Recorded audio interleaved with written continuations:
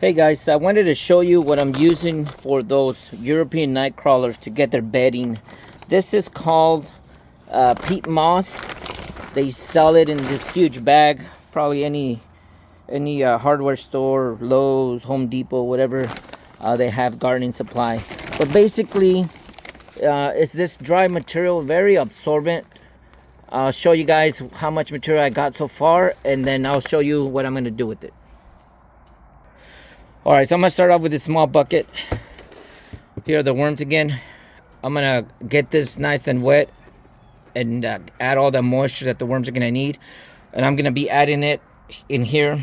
And then I'm gonna throw in some cardboard and newspaper, a lot of that bedding material. And so finally what I'm gonna do is probably add some of those rabbit pellets. And that's gonna be their material to start with.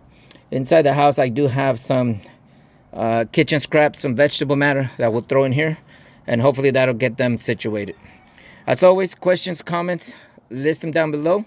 Criticisms, keep them to yourself.